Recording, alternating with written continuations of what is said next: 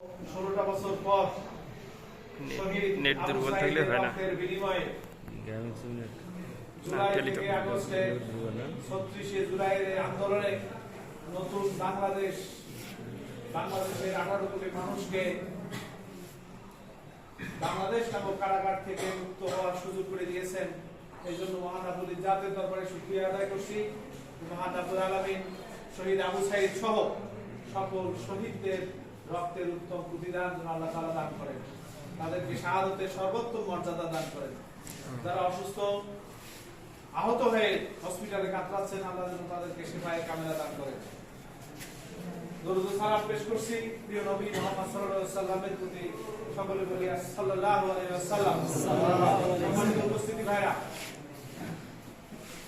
2000 এর অধিক যুবক যুবতী, ছাত্র ছাত্রী, সাধারণ জনতা জীবন দেওয়ার পরেও বাংলাদেশের স্বাধীনতা সার্বভৌমত্ব নিয়ে, বাংলাদেশের এই শান্তি শৃঙ্খল পরিবেশকে নিয়ে বিশৃঙ্খলা চেষ্টা করা হচ্ছে।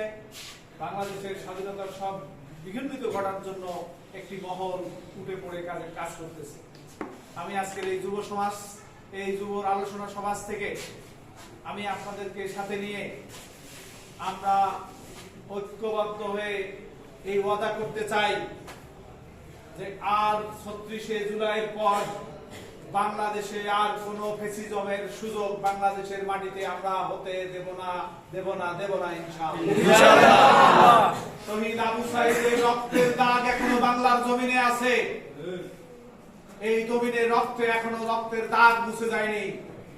আমরা শহীদের আবু সাঈদের রক্তের ঋণ পরিশোধ করতে চাই একটি ফ্যাসিবাদ মুক্ত, একটি জঞ্জাল মুক্ত, নির্ভেজাল কল্যাণমূলক বাংলাদেশ কায়েমের মাধ্যমে।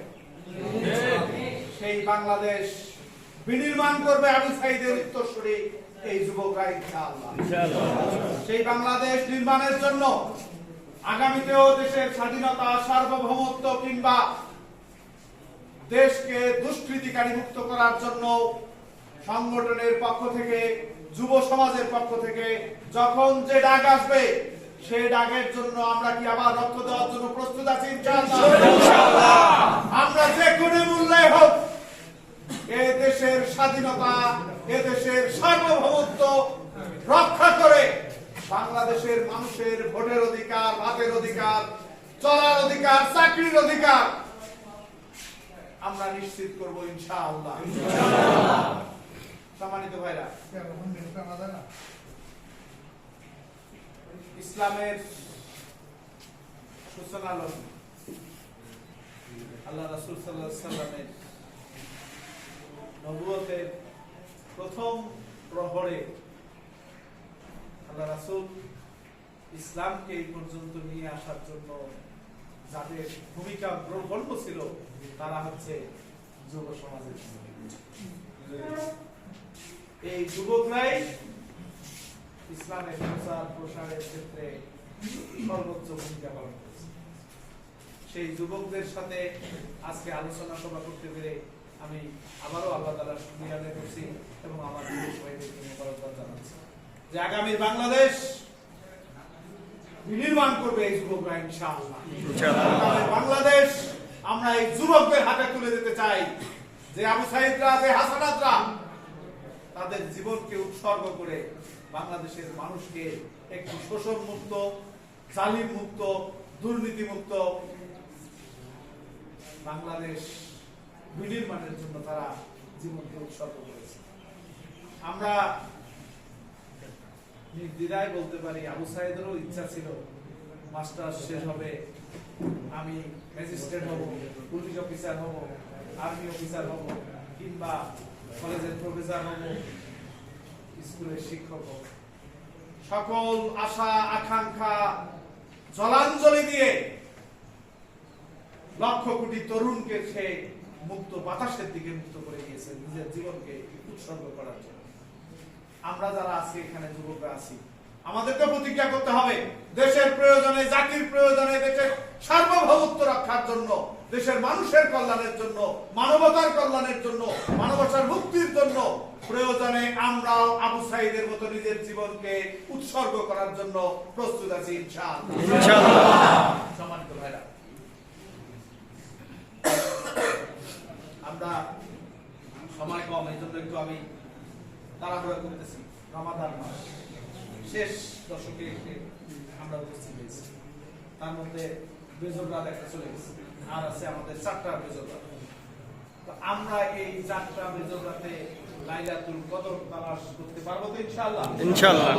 আল্লাহ তাআলা যেন আমাদের সকলকে লাইলাতুল কদর তালাশ করার তৌফিক দান করেন। আমিন। রাসূল সাল্লাল্লাহু আলাইহি ওয়াসাল্লামের হাদিস যে কেউ রোজা রাখলো কিন্তু মিথ্যা কথা পরিহার করতে পারলো না, কেউ রোজা রাখলো আর একজনের উপর জুলুম করা থেকে বিরত থাকতে পারলো না, যে রোজা রাখলো আর একজনের সাথে সুকুলাতি করলো, যে রোজা রাখলো আর একজনের সংসার ভাঙার জন্য চেষ্টা করলো, যে রোজা রাখলো দুই ভাইয়ের মধ্যে ঝগড়া বিবাদ তৈরি করে দিল, তার উপবাস থাকা ছাড়া এই রোজা তার জন্য কোনো সওয়াব হয়ে আনবে না। তো আমরা আল্লাহ রাসূলের এই হাদিসের আলোকে, বদরের যুদ্ধের চেতনার আলোকে, ইয়াউমাল ফুরকান যাকে বলা হয়, হক এবং বাতিল, সত্য এবং মিথ্যার পার্থক্যকারী একটি যুদ্ধ।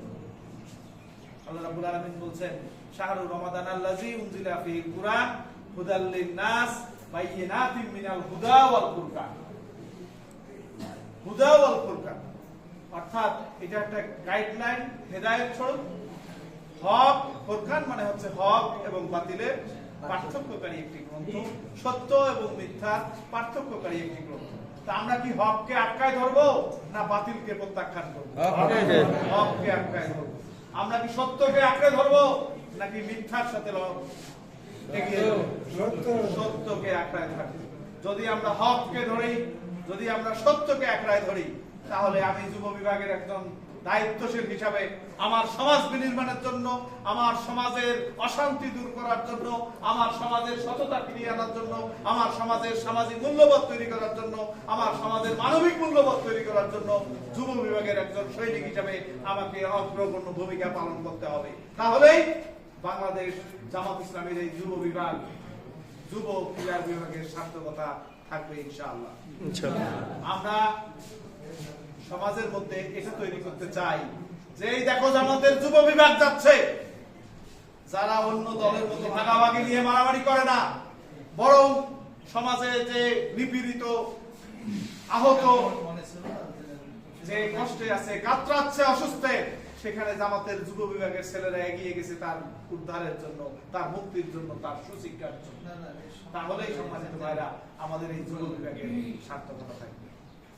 তো আমি আপনাদের সাথে নিয়ে আমরা কি এই গোতামারীবাসীকে আহ্বান জানাতে চাই যে আগামীর গোতামারী একটি মাদক মুক্ত গোতামারী, সন্ত্রাস মুক্ত গোতামারী, চাঁদাবাজ মুক্ত গোতামারী। আমরা বাংলাদেশ জামাত ইসলামের যুব ও ক্রীড়া বিভাগের এই শত ভাইদেরকে নিয়ে আমরা সেই গোতামারীবাসীকে উপহার দিতে চাই। আমরা কি পারবো ইনশাআল্লাহ? আমি যুবকদেরকে বলতে চাই, যেখানে চাঁদাবাজি হবে যুব বিভাগ ঐক্যবদ্ধভাবে সেটা প্রতিরোধ করবে, দখলবাজি হবে যুব বিভাগ ঐক্যবদ্ধভাবে সেটার প্রতিরোধ করবে। কোন সনাতন ধর্মাবলী ভাইদের উপর কোন পক্ষ থেকে আঘাত আসবে, আমরা ঐক্যবদ্ধভাবে তার প্রতিহত করে এখানে হিন্দু মুসলিম সকলে মিলে একটি সম্প্রীতির সমাজ আমরা গোতামারীবাসী, আমরা গোতামারীর মানুষকে উপহার দিতে চাই। সেই উপহারের জন্য আপনাদেরকে সংঘবদ্ধ ভূমিকা পালন করতে হবে। আমরা ইনশাআল্লাহ পারবো তো? ইনশাআল্লাহ। সম্মানিত ভাইরা, আমরা আজকে ইফতার আমাদের হবে কি হবে না এটা কি আমরা জানি না? আমরা জানি, কিন্তু এতটুকু তো জানি যে কোনো সময় আমার মালাকাল মউদ এসে আমাকে সালাম দিয়ে দেবে, এটা তো কনফার্ম। আবু সাইদ বেঁচে থাকলে হয়তোবা পুলিশ অফিসার হইতো, জীবনের 60 বছর 70 বছর বেঁচে থাকতো,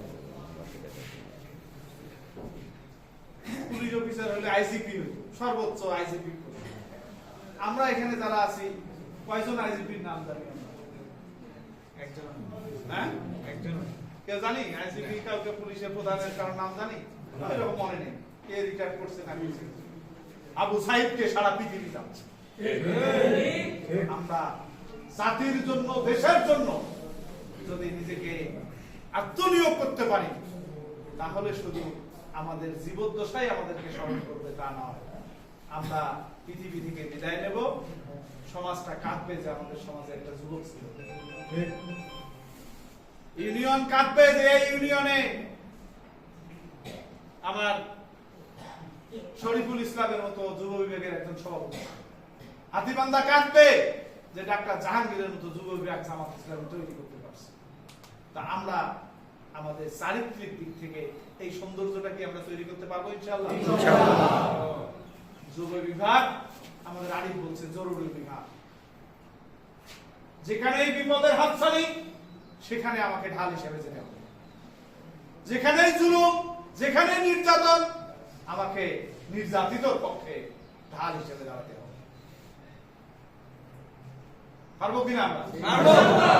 মহান আল্লাহ তাআলা আমাদের সকলকে আগামী একটি সন্ত্রাস মুক্ত, চাঁদাবাজ মুক্ত, দখলবাজ মুক্ত, দুর্নীতি মুক্ত একটি মানবিক কল্যাণমূলক বাংলাদেশ এই যুবক ভাইদের নিয়ে বিনির্মাণের তৌফিক দান করুক। মহান আল্লাহ তাআলার কাছে এই প্রার্থনা করি। দ্বিতীয় যে কথাটা বলতে চাই, গত 15টা বছর, 17 বছর আমরা আমাদের এই যুবক ভাইদের খোঁজ নিতে পারি, কারো চাকরি দিতে পারি না। কেউ জেলখানায় ছিল, কেউ রাত্রিবেলা মুক্তা বাড়িতে ছিল, অনেকে অনেকভাবে মানবেতর জীবন যাপন করেছে। আমরা আপনাদের খোঁজ নিতে পারি নাই, কিংবা নেওয়ার সুযোগ ছিলেও থাকলেও পরিবেশ আমাদেরকে বাধ্য করছে আপনাদের থেকে দূরে রাখতে। তবে আমরা ওয়াদা দিচ্ছি 5 তারিখের পরে বাংলাদেশের রাজনৈতিক প্রেক্ষাপট চেঞ্জ হলেও অর্থনৈতিক প্রেক্ষাপট চেঞ্জ হয় নাই। আল্লাহ তাআলা যদি আমাদেরকে সুযোগ দেন, আমরা হাতীবান্ধা পাটগ্রামের অর্থনৈতিক উন্নয়নের জন্য আমরা যত ধরনের প্রকল্প গ্রহণ করা দরকার, যুবকদেরকে কর্মসংস্থান তৈরি করা দরকার, আমরা সেজন্য এখন থেকে কাজ করতেছি। ইনশাআল্লাহ আল্লাহ তাআলা আপনাদের সহযোগিতা নিয়ে হাতীবান্ধা পাটগ্রামের মানুষের খাদেম হিসেবে যদি আল্লাহ কবুল করেন, তাহলে আমরা সর্বপ্রথম সর্বাগ্রে আমরা যুবকদের একটি নিরাপত্তার জীবন যাপনের জন্য যে প্রকল্প গ্রহণ করা দরকার, কর্মসংস্থানের জন্য যে প্রকল্প করা দরকার, আমরা সেটা সর্বোচ্চ চেষ্টা দিয়ে আমি আমার যুবক ভাইদেরকে মাদক মুক্ত করে তাদেরকে একটি সোনালী বাংলাদেশ, সোনার বাংলাদেশের দিকে, শান্তির বাংলাদেশের দিকে আমরা তাদেরকে প্রবাহিত করতে চাই ইনশাআল্লাহ। প্রিয় ভাইরা, কথা শেষ করবো এই বলে যে আমাদেরকে হযরত জায়েদের মতো প্রজ্ঞা সম্পন্ন, হযরত জায়েদের মতো চারিত্রিত হয়ে সমাজের ভূমিকা পালন করতে হবে। তাহলেই আজকের এই আলোচনা সার্থক হবে, তাহলেই বাংলাদেশ জামাত ইসলামীর যুব এবং ক্রীড়া বিভাগ সার্থক হবে। তো আমরা এই যুবকদের একত্রিত করার জন্য আমরা যে কাজটা করতে পারি, ঈদের পর আমরা গোতামারিতে একটি ফুটবল টুর্নামেন্টের আয়োজন করা যায় কিনা, এটা গোতামারি ইউনিয়ন, উপজেলা ইউনিয়ন আলাপ করে, উপজেলার সংগঠন আলাপ করে আমরা আন্তঃওয়ার্ড একটা টুর্নামেন্ট আমরা শুরু করি, যে টুর্নামেন্টের মাধ্যমে আমরা যুবকদেরকে মাদকমুক্ত করা কিংবা যুবকদেরকে সামাজিক সম্প্রীতির মধ্যে আমরা ইনভলভ করার চেষ্টা করি। আর এটা শুরু হোক, এটা শুরু হওয়ার পরে আমরা গ্রাজুয়ালি এটার পরে আরো কোনো প্রোগ্রাম করা যায় কিনা, এভাবে আমরা যুবকদের নিয়ে আমরা একটি সুন্দর একটি সমাজ, যুব সমাজ আমরা তৈরি করতে চাই। দ্বিতীয় যে কথাটা এবং শেষ কথা বলতে চাই, যে আজকে আমরা এখানে শতাধিক যুবক নিয়ে উপস্থিত হয়েছি। আগামী প্রোগ্রাম যেটা সাধারণ সভা হবে, সেটা যেন আমরা এই মাদ্রাসার মাঠকে নিয়ে গোতামারির যত যুবক আছে সকল যুবককে সম্পৃক্ত করে আমরা একটি সোনালী সুন্দর বাংলাদেশ বিনির্মাণের জন্য যেন সকল যুবককে সাথে নিয়ে আমরা কাজ করতে পারি। পরিশেষে আমি আমার যুবক ভাইদের সকলের সুস্থতা এবং আগামী কল্যাণমূলক বাংলাদেশের জন্য নিজেকে সম্পৃক্ত করে আমরা যেন কাজ করতে পারি। আল্লাহ তাআলার কাছে সেই প্রার্থনা করে আমরা সকলে মিলে একটা জায়গায় এসে ঐক্যমত পোষণ করি। পৃথিবীতে একমাত্র কোরআনের শাসনেই পারে ইনসাফ এবং শান্তি প্রতিষ্ঠা করার জন্য।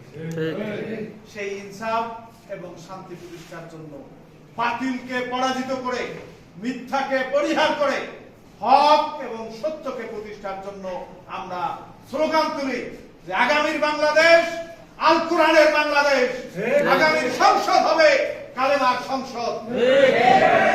সংসদে কালেমার পতাকাকে উড্ডয়নের জন্য আমরা আমাদের শেষ বিন্দু পর্যন্ত আমরা সংগ্রাম করার জন্য, সংগ্রাম চালিয়ে যাওয়ার জন্য আমরা সকলেই প্রস্তুত থাকবো ইনশাআল্লাহ। আল্লাহ তাআলা আমাদের সকলকে তৌফিক দান করুক। পরিশেষে গাজাবাসীর জন্য আমরা সকলে প্রাণ খুলে দোয়া করি, আল্লাহ তাআলা যেন গাজাবাসীদেরকে হেফাজত করেন। আমরা এখানে ইফতার করতেছি, গাজাবাসীরা ইফতারের সময় বোমের আঘাতে জীবন শরীর ছিন্ন বিচ্ছিন্ন হয়ে শাহাদত বরণ করতেছে। আল্লাহ তাআলা যেন তাদের গায়েবী মদদ দিয়ে গাজাবাসীকে হেফাজত করেন। আল্লাহ তাআলা আরশে আজিমের পক্ষ থেকে যেন গাজাবাসীর জন্য, ফিলিস্তিনের জন্য যেন আল্লাহ রহম করেন। আমরা রোজা থেকে সকলে গাজাবাসীদের জন্য দোয়া করি। সম্ভব হলে বাংলাদেশ জামাত ইসলামী গাজাবাসীর জন্য সাহায্যের হাত বাড়িয়ে দিয়েছে। আপনারা সকলেই যে যেখানে পারেন সংগঠনকে সহযোগিতা করবেন। ইনশাআল্লাহ আমাদের এই আপনাদের সাহায্য গাজাবাসী ফিলিস্তিনি ভাইদের কাছে ইনশাআল্লাহ পৌঁছে যাবে। মহান আল্লাহ তাআলা একটি শান্তিময় পৃথিবী, শান্তিময় বাংলাদেশ, একটি ষড়যন্ত্র মুক্ত বাংলাদেশ যেন আল্লাহ তাআলা আমাদেরকে নিয়ে কায়েম করার তৌফিক দান করেন। পরিশেষে আবারও বলছি, বাংলাদেশ নিয়ে, দেশের স্বাধীনতা, সার্বভৌমত্ব নিয়ে এবং সবকিছু মিলে একটি ষড়যন্ত্রের আভাস পাওয়া যাচ্ছে। আমরা আগামীতে যে কোনো ধরনের ষড়যন্ত্র, যে কোনো ধরনের চক্রান্ত, যে কোনো ধরনের ফ্যাসিজমকে উৎখাত করার জন্য প্রয়োজনে জীবন দিয়ে হলেও দেশকে আমরা রক্ষা করব, পাটগ্রাম হাতীবান্ধাকে আমরা রক্ষা করব ইনশাআল্লাহ। আমাদের সকলকে তৌফিক দান করুন। আজকের আমাদের ইফতার মাহফিল সকলের সুস্থ এবং সুস্থতার সাথে আমরা যেন দায়িত্ব পালন করতে পারি। আল্লাহর কাছে প্রার্থনা করি আল্লাহ যেন আজকের আমাদের ইফতার মাহফিলটি সুন্দর এবং সুষ্ঠুভাবে পালন করার জন্য, সম্পন্ন করার জন্য আল্লাহ তৌফিক দান করেন। এই আশাবাদ ব্যক্ত করে গোদামারি ইউনিয়নের যুব এবং ক্রীড়া বিভাগকে ধন্যবাদ জানিয়ে আমি আমার কথা শেষ করছি। আল্লাহ হাফেজ। বাংলাদেশ জিন্দাবাদ, বাংলাদেশ জামাত ইসলামী জিন্দাবাদ। আসসালামু আলাইকুম ওয়া রাহমাতুল্লাহি ওয়া বারাকাতুহু।